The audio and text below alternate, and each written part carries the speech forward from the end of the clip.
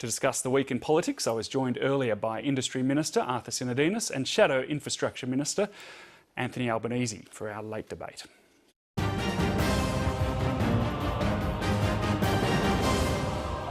Gentlemen, welcome to Lateline. We heard what Bill Shorten thinks about inequality today. He's outlined the problem. Anthony Albanese, what do you think could be some of the solutions?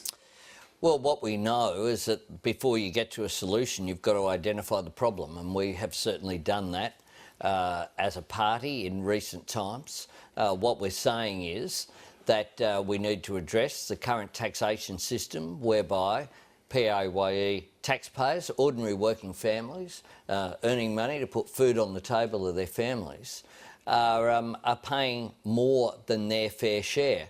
So we need to look at ways in which we can address that. We've already put on the table the capital gains tax and fringe benefits tax reforms. We've already put on the table the fact that people should have a limit on how much they can claim as a tax deduction for their accountant.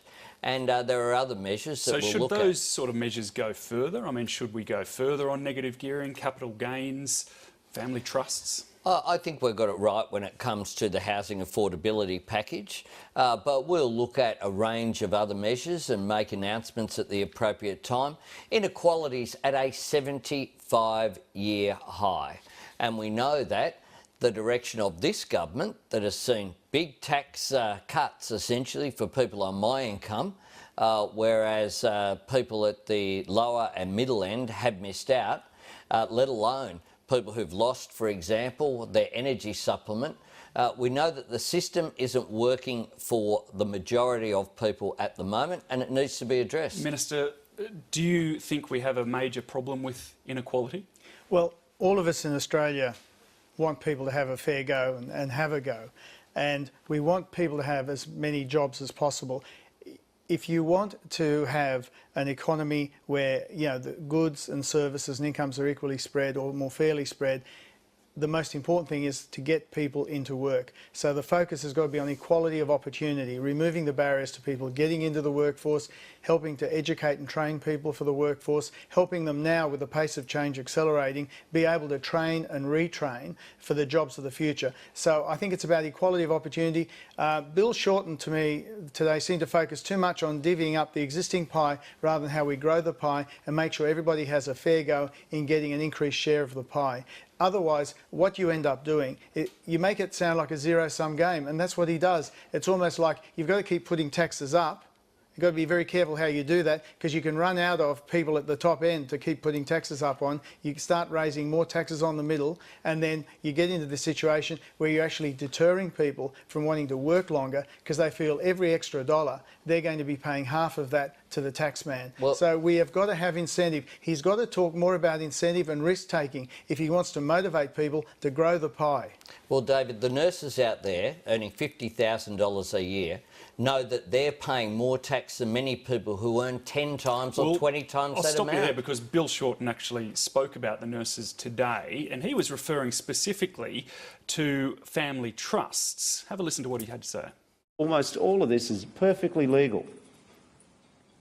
But when a nurse on $50,000 asks why someone who earns 20 times more than they do pays less in tax, saying it's legal is not satisfactory. So specifically on family trusts, $3.5 billion a year is lost in taxation that could be gathered through these loopholes. They're perfectly legal and in many cases appropriate. But do you think we should be getting more tax out of family trusts? Well, quite clearly what I think is that the current tax system isn't fair enough, and that there are people who currently, it's not a matter of... Are you talking specifically about that area of the family I'm talking about high-income earners using various mechanisms in order to minimise their tax in a way so that when you have people, if you earn $1 million a year and you're paying less than the nurse earning $50,000 a year, then there's something wrong with the system.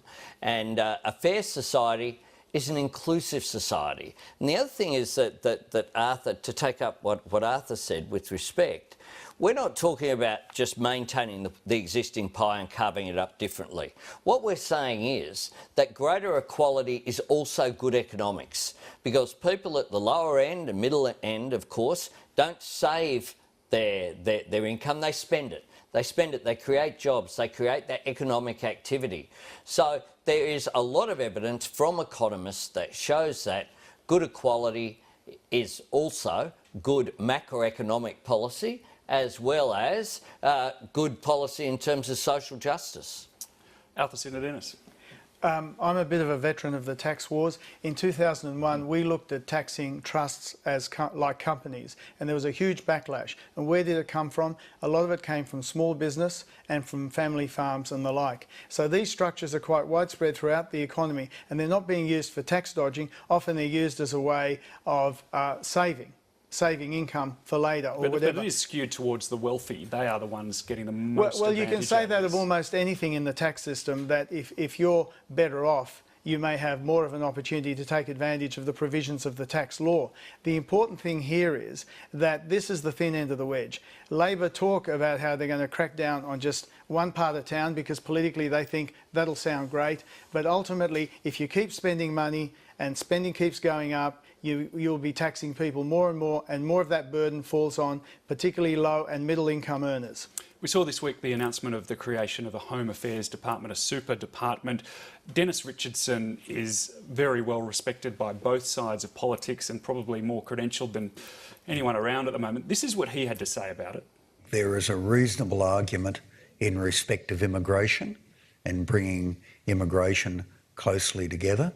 But I think beyond that, it is primarily presentational.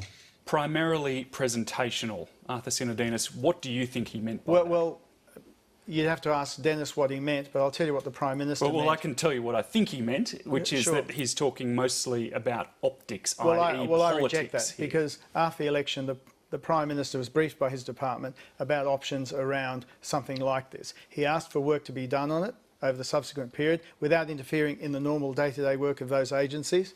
And he's done due diligence, including talking with officials overseas about this, and came to a considered view that given the way the war on terror and everything else is evolving, having our structures evolve to reflect that, have a central Department of Home Affairs which coordinates these agencies. The agencies continue to all report to the Minister. None of them are cut off from ministerial contact. Having the Attorney-General now with a clear line of responsibility for oversight and for integrity, I think is a much cleaner way to go. We've had silence, though, from those on the front line this week. The Federal Police, ASIO, I mean, they're not people who normally comment on day-to-day business, but this is such a big change. You would expect them to be standing beside the Prime Minister.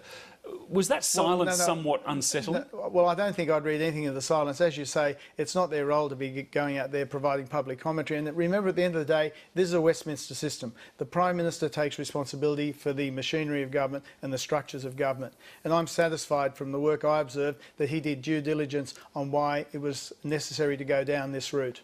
Labor has blamed this move on politics, but you're not opposing it as such. So which is it? Because you can't have both. Well, we're waiting for a full and proper briefing. I mean, my concern, frankly, is that if this was about substance rather than about appearance, then that briefing would have occurred beforehand. There would have been a briefing, for example, of myself as the Transport Shadow Minister, the Office of Transport Security, which importantly is an agency that's connected up with the airports and aviation, will now be taken away from the Transport Department, put into this new Department of Home Affairs, not have that line of sight to the Transport Minister, but to someone else, I assume Peter Dutton. That is of some concern, but we'll examine the detail. We want national security issues to be bipartisan, so we'll look at the detail. But we'll look at it in the light as well, I think, I was concerned to see Malcolm Turnbull out there with military personnel, with masks on, with guns, for an announcement the day before. That seemed to me to be completely inappropriate, frankly. One of the things that Laura Tingle pointed out this week is that this announcement actually puts immigration further into the realm of security rather than economics. What do you think about that, Anthony Albanese? Well, certainly immigration has been an important element of economic policy as well. We need to look at the intergenerational issues that are there, the ageing of the population. We need to look at skill sets, and migration departments and ministers historically have played that role rather than just the national security element. Of course, we need to have those checks on people who come here under whatever category.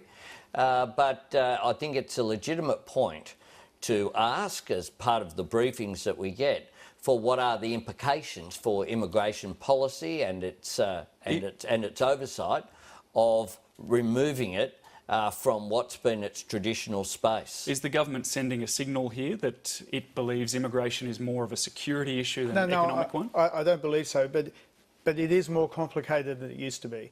And immigration issues, citizenship issues have all gotten caught up more in the whole security frame in which we find ourselves. Dutton will be supported by two ministers, one on the justice side and one on the more on the immigration side.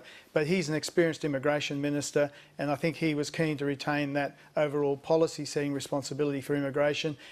Malcolm Turnbull, strong believer in the nation-building role of immigration, always trumpets our success as a multicultural society. So I think he will certainly continue to take a strong interest in the nation-building aspects of immigration. But it shouldn't have been about, to take up the point that you just said there, it's about him, you suggesting, as the reason why immigration is in the Home Affairs Department. No, I'm saying he's got the experience. Well, departmental structure should be about the right structure, and then you look at the personnel. Our concern here is, I think the concern of the public is that this has been about Peter Dutton being placed in a position. My only response to that is government structures continue to evolve, and they will. We saw this week another Greens senator drop off the political perch. This was Larissa Waters announcing it. I just want to apologise to my party and to all of the wonderful Queenslanders that I've been so proud to represent in the last 6 years. It's been a real honour to speak for them and to stand up for things that I'm really passionate for. Arthur Sinodinos, you worked with Scott Ludlam and Larissa Waters in the Senate. Is this fair, what's happened to them? Well, look, I know both of them quite well. I think they were quite sincere. I don't necessarily agree with a lot of what they went on about, clearly. But where there are rules, and we're all subject to them. And are those rules outdated, do you think? Well, that's a debate we can have. The danger with having that debate now is it can look a bit self-serving if we suddenly do it off the back of a couple of cases like this. I think it's better if the debate is maybe in a slightly broader context, and in fact plays into the issues we were just talking about what is the concept of citizenship today and how do you assess that. And there's a lot of common ground, and where possible we should focus on the common ground in this area, because the signal we don't want to send to our fellow Australians is, they see a lot of stuff out of Canberra which always looks like it's just narkiness. A bit of emphasising what we have in common, I think, would be really good going forward. Anthony Albanese. Well, I think this is a failure, clearly, of the Greens' political structure that has caused them other problems as well, with Lee Rhiannon being one out against 9 Green senators wanting to go one way, and it would appear that after being excluded from the party room, the one has been stronger than the 9. You're not suggesting that she had anything to do with... Well, who knows? It's quite clearly that you've had within the Greens a great deal of turmoil. I certainly had a fair bit to do with Scott Ludlam. I regarded him as a person of integrity who was good to deal with. But it is pretty careless as well. It's got to be said. Just really briefly on the Constitution. I mean, what do you think about that? Is this an outdated section? Well, not that it's easy to change. Well, the Constitution, it is what it is, and what's more, you sign a form saying that you don't have other allegiances. So it's not like they haven't made a personal declaration as well. Gentlemen, we're out of time. Thanks for joining us. Thank you. Good to be with you.